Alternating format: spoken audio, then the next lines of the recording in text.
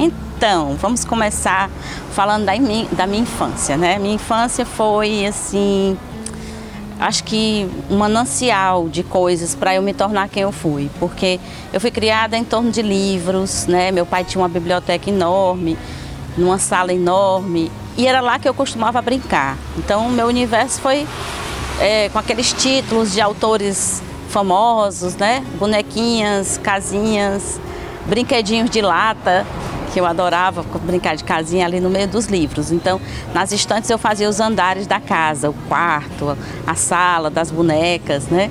E de vez em quando um título me chamava a atenção, né? Por exemplo, Ana Karenina, que deu, foi inspiração para o meu nome, né? Meu pai botou meu nome por conta desse livro, né? Por conta do romance russo. E tinha ele gostava muito de, depois do almoço, ouvir música clássica. Ele tinha uma coleção da Abril Cultural com os clássicos da música, né? E eu era DJ na época, a discotecária dele. Então eu escolhia os discos para colocar, para ele fazer a sesta dele. Outro universo assim que me abriu muito a mente, a percepção, eu acho que meu ouvido ficou muito educado com isso. E eu vendo aquelas figuras do encarte, né, dos discos, as figuras de Viena, aquelas obras de bico de pena dos artistas retratando o universo daqueles compositores, tudo isso ia mexendo muito com a minha cabeça. E a sala da minha casa, onde eu botava esses discos, né, para o papai ouvir, tinha uma televisão imensa. Na época, eu nasci em 67, então nessa época as televisões eram verdadeiros móveis, imensa televisão. Eu ficava me olhando para a televisão, para o vidro da televisão, detalhe, a televisão desligada, e ali era o meu espelho, ali era a minha câmera já, né? Eu já brincava de me ver dentro da televisão, através da televisão desligada, que era o meu vidro. Então, com aquele som de fundo, né, com aquelas músicas clássicas, eu dançava, eu dava entrevista para Leda Nagli, do jornal Hoje, que era aos sábados. A minha imaginação corria solta mesmo, né? Então eu cresci nesse universo de muito estímulo, né? Musical, literário. E foi assim que eu acho que eu fui compondo, de certa forma, uma personagem artista. E inconscientemente, claro, né?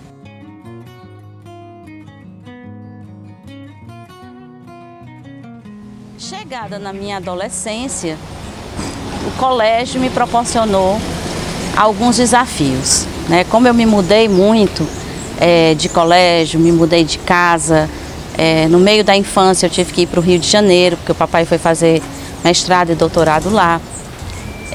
Eu tive alguns desafios assim que eu acho que começaram a me intimidar, me deixar mais retraída, mais envergonhada.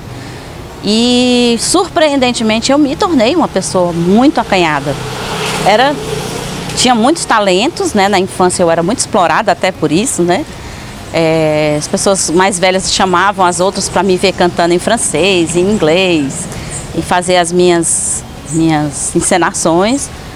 Mas na adolescência eu fui começando a ficar tímida, eu acho que por conta dessa mudança toda. Quando eu fui para o Rio, estudar no Rio de Janeiro, eu tinha uns 8 anos de idade, passei dos 8 aos 12 anos lá. Eu sofri muito bullying, né, por ser nordestina, por falar diferente, com sotaque cearense. E eu acho que eu fui ficando mais retraída, com medo de me expor. E era terrível. Quando eu cheguei de volta aqui nos 12 anos de idade, no ginásio, na minha época era ginásio, agora é ensino médio, aliás, fundamental,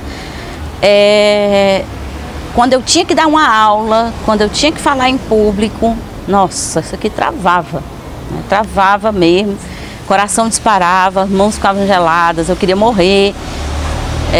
Quem me vê hoje assim, né, espontânea, totalmente solta diante de câmeras, palco e tudo, não imagina o que foi a minha adolescência de medos, né, de muita timidez.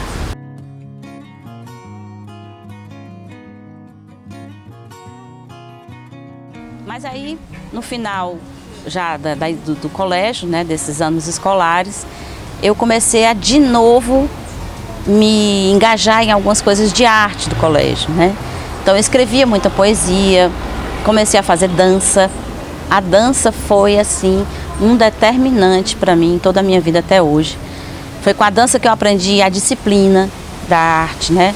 Porque as pessoas têm uma ideia do artista como o cara que não tem disciplina, que é jogado na vida, né? Que é irresponsável. Mas a arte requer muita disciplina. E foi na dança que eu aprendi isso, né? A noção de espaço, a noção dos movimentos. Então a dança me conseguiu de novo me dar essa coragem de me expor, de criar, né? De estar fazendo algum movimento artístico, porque não precisava falar, né? Era o corpo que falava. Então eu tive muito privilégio de dançar com pessoas, com professores, com mestres maravilhosos que incentivavam muito isso da gente, criação espontânea. Estava nascendo aí um movimento de dança contemporânea na cidade e eu tive o privilégio de estudar com essas pessoas e me reinserir nesse universo artístico. Depois veio a música. Eu cantava no banheiro. Lá vem a música, né? Em que um dia, lá pequenininha, eu curtia dos compositores clássicos, eu pude unir de novo na época do colégio e me soltar cantando. Até então não era falando, então estava tudo bem, né? E ao mesmo tempo me veio essa vontade de brincar com a voz, quando eu comecei a cantar. Daí surgiu a Merinha, a voz da Merinha, a brincadeira da doméstica com a voz gasguita e tal. E foi através da Merinha, uma personagem de humor, que eu pude vencer talvez todas essas minhas timidez, essa minha timidez, esses meus medos de ser julgada, de errar, né? Então é muito interessante essa minha caminhada para provar que qualquer um, eu acho, que tenha medo de se soltar, que tenha muita timidez, que tenha os seus receios de errar, né? Possam se espelhar no meu exemplo, né? Não que obrigatoriamente a pessoa tem que virar artista, mas através da arte eu acho que a pessoa consegue se validar, sabe? Esse processo criativo da arte, quem não precisa de arte, né? Então eu costumo dizer que a arte me salvou. Ela me resgatou de um lugar e me colocou profissionalmente em outro que eu jamais podia imaginar. Mais ou menos assim.